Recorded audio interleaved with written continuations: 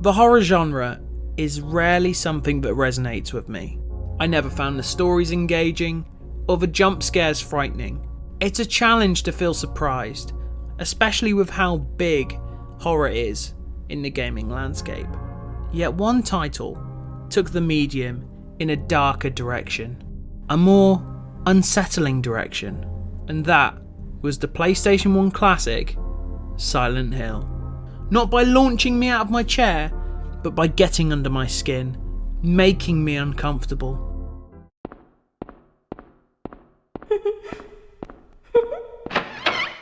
When going into the sequel, I was no doubt anxious. Could this be an improvement on the first? Can it still be just as terrifying to me now as it was to people who played it back in 2001? And could it create a captivating story that will keep me thinking about it long after the controller is put down? Welcome to the show, where I look at games I didn't grow up with to determine if they still hold up today. Welcome to No-Stalgia.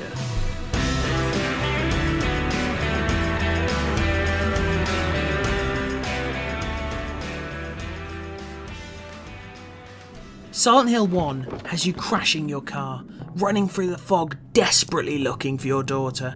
There's an urgency to the plot, as he's convinced she must be alive somewhere nearby. There's a small glimmer of hope, even if the town is quick to expose the terrors that fester. This is very much unlike Silent Hill 2, where James Sunderland is searching for his wife. Despite the letter he received from her recently, he knows that she's been dead for the past 3 years. James, and by extension the player, is no doubt confused, albeit intrigued by the situation. The way the opening unfolds is less a man trying to intensely track down a loved one, instead a disconcerting trek through winding roads that seem to go on forever, with a deep mist enhancing the claustrophobia and confusion.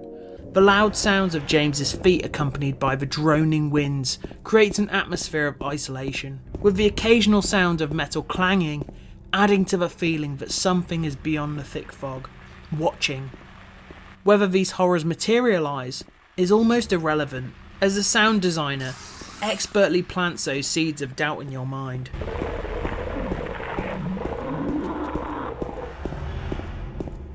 There's often a disconnect in horror. This question that we always ask every time. Why don't they just leave? But I think James explains it himself the best. It's just, I guess I really don't care if it's dangerous or not. I'm going to town either way. He's clearly lost, deeply depressed. There's an emptiness that has taken hold ever since his wife has passed. So this one letter stating that she's waiting for him in Silent Hill is all he has left. In my restless dreams, I see that town. Silent Hill. There are a few places you can visit in the town, as open as it may appear. You are funneled into one central location after the other, hitting roadblock after roadblock. The way in which these locations are designed gives you the illusion of choice, but in reality, there are only 1 or 2 places that you can go to progress at a time. A little bit like Luigi's Mansion. If you're looking for any gameplay improvements from the first game, there aren't any. This still plays like a PlayStation 1 survival horror game. But thankfully, I don't think that this takes away from the effectiveness of the many scares that await. When you end up in your first indoor location, the apartment, there's a stark contrast to how it is outside. The wide roads, the white fog is completely gone. You start to get used to the town, and it almost becomes comfortable in a sense. But inside, instead, you get these dark rooms, with these hallways that are thin. Everything looks borderline apocalyptic, which enhances the eerie vibe that the setting is giving off. The cramped space means that enemies are more difficult to avoid, usually having no choice but to approach them head on. Unlike other horror games that will confront you with zombies or some other variation of messed up humans, these are a lot more abstract. The first enemy you come across is like this fleshy thing that looks like it's in a straitjacket, and even if you knock them down, they might just get up, or even worse, Oh, that made me so uncomfortable when I first saw it. Or in the apartments you'll find these mannequins that are so unsettling with how sexualised they clearly are. The creatures toe the line between human and monster, which makes them just so much worse, especially when you just catch one at the end of the corridor staring at you. Yet again, sound design is king. Sometimes hearing something but not quite being sure of where it's coming from. There was so much hesitation going into any room as the more I explored, the horror just got ramped up. I remember feeling a sense of relief when I finally got a flashlight, but then they just turned out the lights, making things terrifying again. No. As you progress through the game, the bizarre becomes the new norm. The elementary school in Silent Hill 1 had an unequivocal shift in tone and visuals as you were transported to the other world, from the rusty floors to the blood-soaked walls. Every time you ended up there was this overwhelming sense of dread as the sounds got louder and the environment got far more dangerous. Silent Hill 2 is subtle with its changes between the two worlds. Everything does appear more grotesque, albeit less memorable. The other world appears darker, dirtier, and desolate. Yet I didn't find it that much more frightening than the regular version of, say, the hospital. Silent Hill 1 I did find more pronounced from a visual standpoint. Even so, the second game lacked the middling portion of the first, which dropped off after the second area before sticking the landing at the end, whereas Silent Hill 2 had strong environmental design throughout. So in that regard, Silent Hill 1 had higher heights, but Silent Hill 2 was far more consistent. The puzzles throughout are still brain-scratching as always, with a dedicated difficulty setting if you wanted them to make less sense, a feature that should definitely appear in more games. Interestingly, I found myself actually writing down notes, which for me not only meant I didn't have to remember stuff, but it also made me feel more immersed in the setting. I'm always a big advocate for this type of level design, slowly opening up areas as I explore, finding items that get me backtracking. Clearing out all the rooms in the game feels like slowly loosening a noose around my neck. The most uncomfortable thing is not knowing what's around the corner, so emptying the areas of nearby threats helps put me at ease. I find the gameplay of Silent Hill 2 completely unremarkable, especially the combat, but the story and the atmosphere is some of the best I've ever seen in a game. So when it comes to the narrative, I honestly think the best way to play it is playing it completely blind. So if you've never played Silent Hill 2, make sure you get hold of it any way you can, just not like this. And then after that, come on back and watch the rest of the video, because I'm about to go deep into the narrative. This is one of the best character studies I've ever seen, not once feeling dated by the 20 plus years it's been out. The plot is completely driven and carried by the 5 or 6 characters that are in this story. The only way I can really get into it is by going person to person.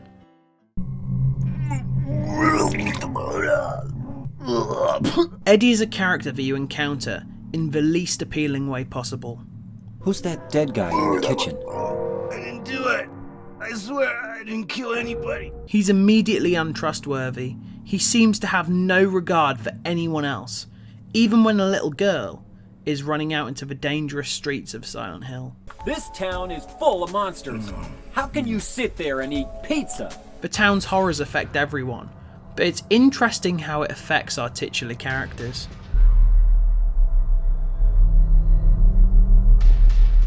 Killing a person ain't no big deal. Just put the gun to their head. Pow. He is on a quick descent as he gets more and more unhinged. I didn't do anything. He just came after me. Besides, he was making fun of me with his eyes, like that other one. Just for that, you killed him? What do you mean, just for that? Eddie, you can't just kill someone because of the way they looked at you. Oh yeah? Why not? Till now I always let people walk all over me.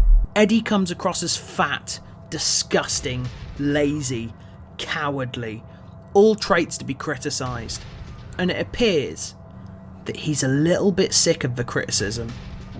It doesn't matter if you're smart, dumb, ugly, pretty. It's all the same once you're dead. And a corpse can't laugh.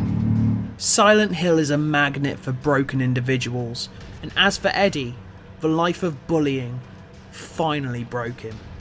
Do you know what it does to you, James?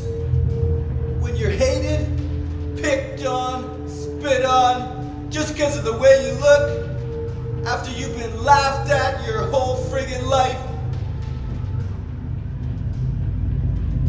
That's why I ran away after I killed the dog. With literally no other choice, James was forced to put him down.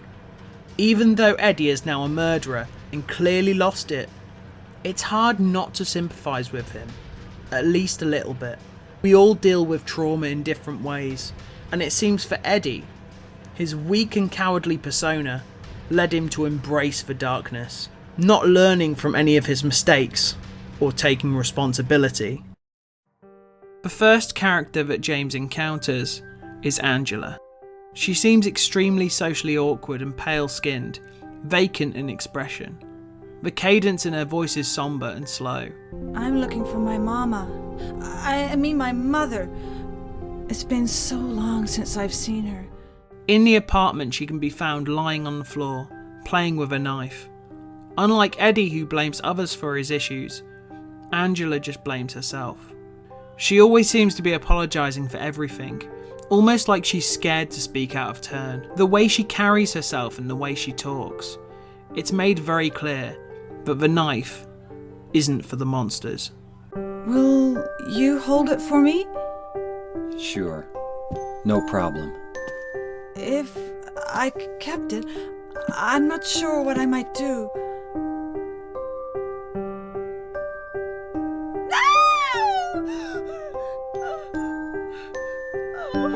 I'm sorry. I've been bad. Please don't. She routinely switches between being quiet and despondent to scared and paranoid. Anytime James gets too close, she lashes out. It really makes you wonder what happened to her that would make her act out like this. Daddy, please don't. The room Angela can be found in is unlike any other. There are these fleshy walls with these pulsating, pumping things. The boss is absolutely disgusting. But seeing how Angela reacts to James defeating it is devastating. Are you okay?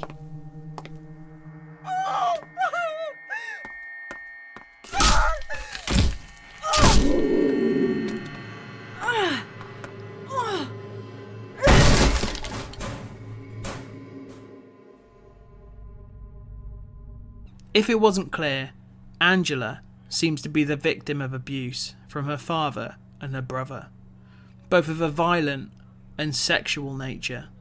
You're only after one thing. No, that's not true at all. You don't have to lie. Go ahead and say it. Or you could just force me. Beat me up like he always did. This caused her to lash out and kill them both. So the trauma of the abuse, as well as the murders, is what drew her to Silent Hill. The last time you see Angela, you're in a room where there are bodies on the wall. There is fire everywhere. Unlike Eddie, who embraces the darkness, Angela just gives up. It's hot as hell in here. You see it too. For me, it's always like this.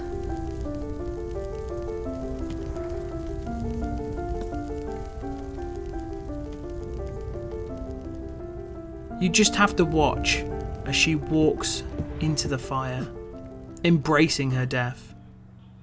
As to her, it was the only way out. The fears and frights of the first entry were projected as the many phobias and dark thoughts of Alessa's tormented mind. There was a deep exploration of her past, as well as her personality, through the monsters and environments you encountered.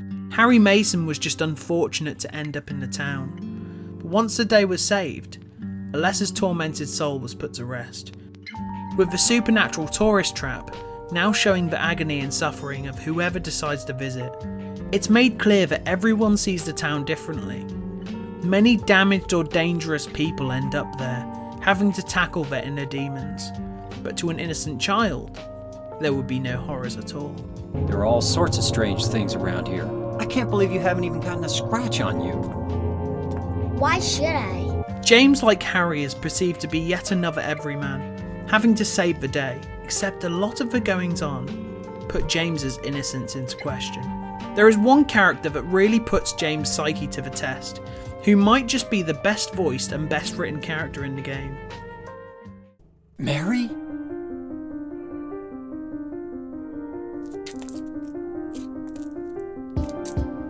No, you're not. Do I look like your girlfriend? No, my late wife. I can't believe it. You could be her twin. Your face, your voice, just your hair and clothes are My different. name is Maria. I don't look like a ghost, do I? Maria appears to be extremely manipulative towards James. She switches between flirty, belittling, angry, and upset. Anything to try and make James cling to her. Anyway? What do you mean, anyway? You don't sound very happy to see me. I was almost killed back there. Why didn't you try to save me? All you care about is that dead wife of yours. This comes across to me as extremely abusive, further confusing James, as well as the player. Maybe you want to take care of Maria. Maybe you don't, but if you're constantly checking up on her and keeping her safe, it will affect how the game ultimately ends. James is constantly mistaking Maria for Mary. There's no doubt that he really wants to find her and deeply loves her. Maria can either be a constant reminder of Mary or a distraction. This makes it even more shocking when this happens.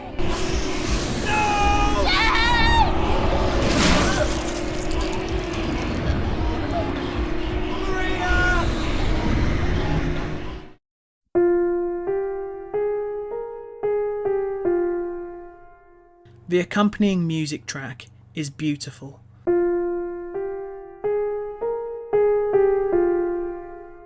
But at the same time, it's full of sorrow. I was feeling relief that the hospital was over, but also a hint of sadness as I carried on, alone.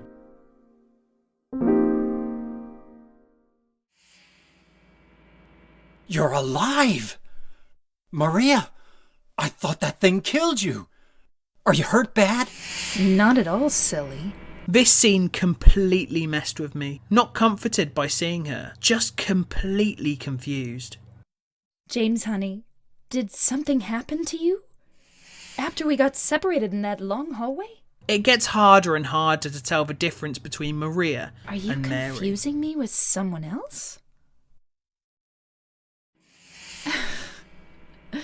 You were always so forgetful. Remember that time in the hotel? Maria? You said you took everything, but you forgot that videotape we made. I wonder if it's still there. As for James, it just seems like he's unsure whether he wants to continue trying to find Mary or just simply giving up and staying with Maria. It doesn't matter who I am. I'm here for you, James. See? I'm real. There are multiple hints throughout the game that Maria might be sick. It's almost like James is being punished by having this sexy, idealised version of Mary taken away from him over and over again. The many sexualised entities in Silent Hill are a representation of James's sexual frustration from spending 3 years with a bedridden wife. It's only natural that a young man not sexually active might be tempted by the allure of other women. You might even assume that James might have cheated on his wife, and that's why he's been brought to this town. Except no, it is far more sinister than that. There is a little girl, Laura, who is looking for Mary. She visited her in hospital recently, being told that she'd get adopted. I was friends with Mary. We met at the hospital. It was last year. Mary.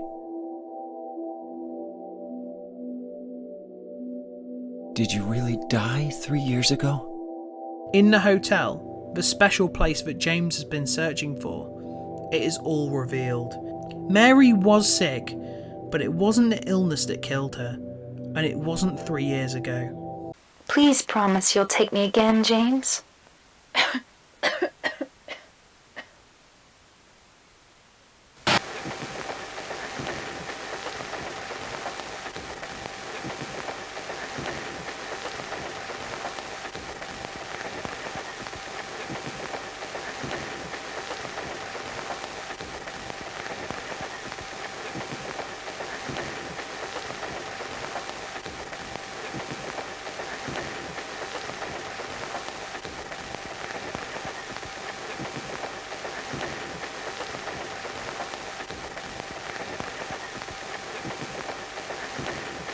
James is an unreliable protagonist, so traumatised that he blocked out the true events from his mind.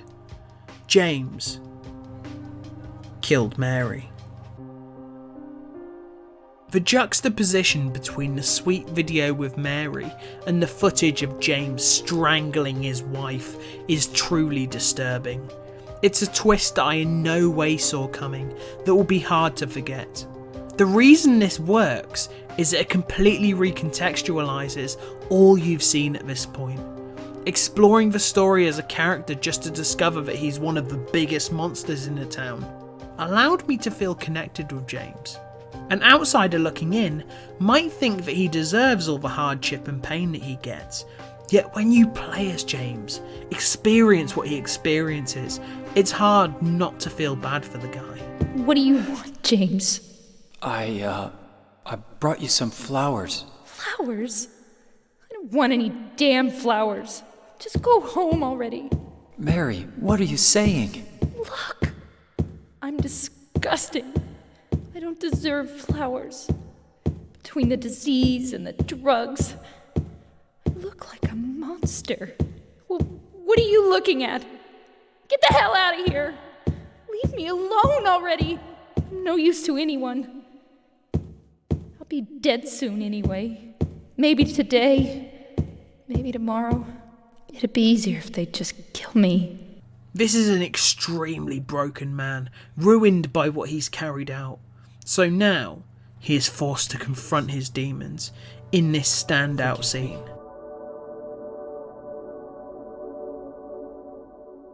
I told you that I wanted to die, James. I wanted the pain to end.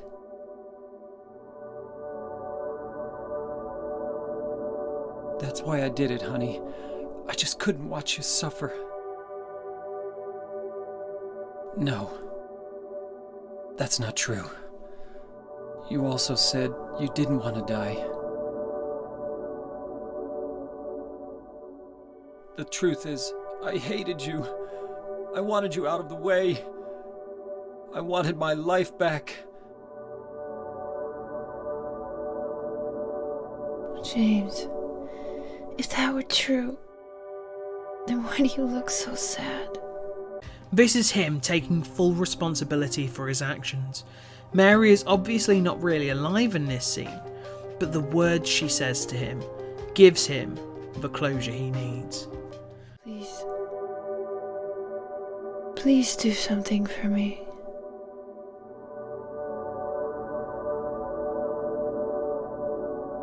Go on with your life.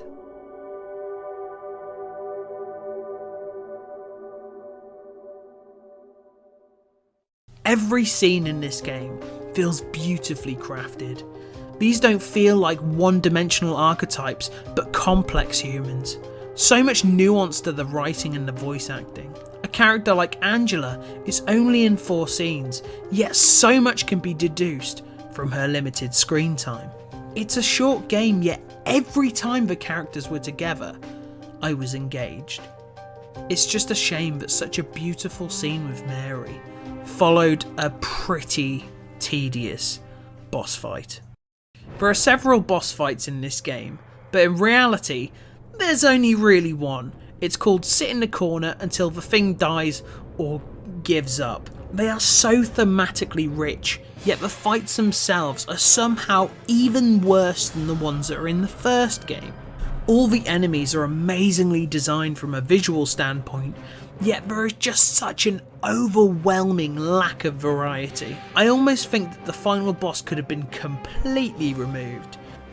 There is one recurring enemy that attacks James at multiple points throughout. Found violating other monsters, its design is as horrifying as it is iconic.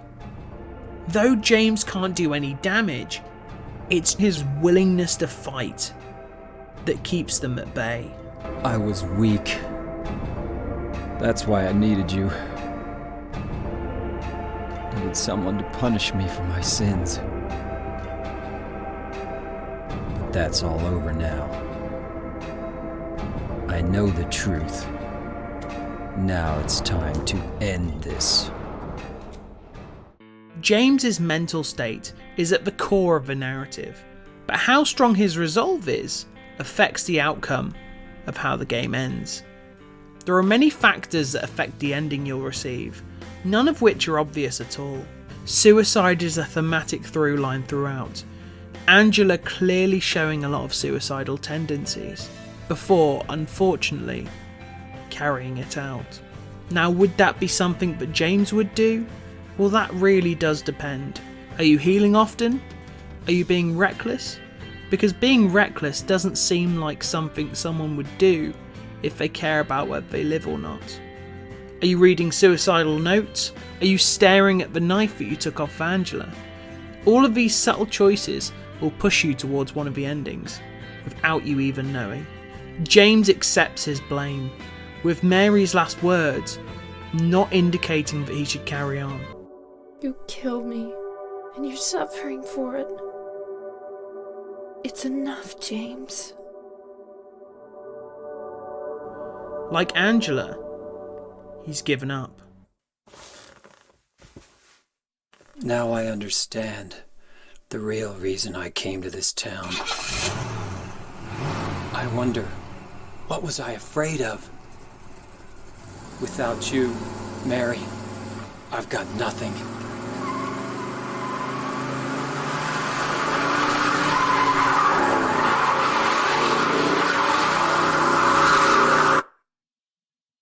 Now we can be together. This ending is haunting, yet not surprising. Seeing how much killing Mary affected him, it would make sense that this would be the conclusion that he found.